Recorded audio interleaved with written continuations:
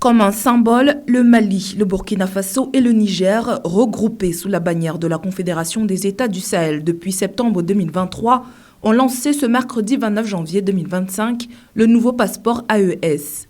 Ce passeport commun fait partie de l'engagement du bloc en faveur de l'intégration régionale et constitue une étape vers l'établissement d'une identité indépendante pour les États du Sahel. Notons que la date de son lancement et sa mise en circulation coïncidaient avec le retrait officiel des 3 pays du bloc régional ouest-africain de la CEDEAO. Ce passeport AES qui vient d'être émis va circuler concomitamment avec le passeport de la CEDEAO. Donc le passeport CEDEAO sera toujours valable pendant sa durée de validité, mais nos compatriotes qui veulent aussi changer leur passeport, laisser le passeport CEDEAO et venir prendre le passeport AES est bien possible.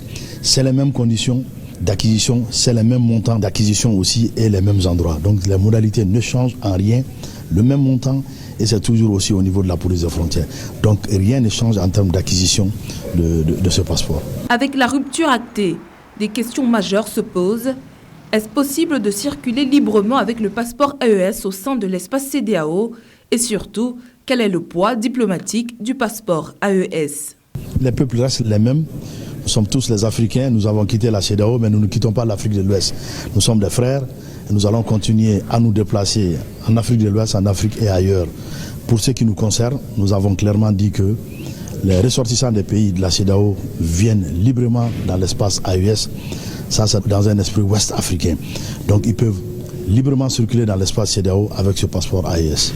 Il a un poids diplomatique comme tous les autres passeports. Il n'a pas un poids diplomatique moins lourd, moins fort que le passeport de la CEDEAO. C'est un passeport communautaire et nous avons pris toutes les dispositions pour saisir l'OACI, pour dire que désormais voici le passeport de nos 3 pays. Cela a été fait par le canal des affaires étrangères. Lancement d'une force armée commune, d'un passeport et bientôt une chaîne d'information selon les déclarations du président malien, le général Assimi Goïta.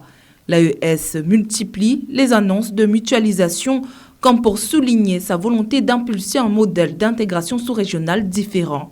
Le bloc sahélien affirme ainsi sa rupture avec la CEDEAO, mais ne ferme pas la porte au dialogue et à la coopération avec l'organisation sous-régionale ouest-africaine.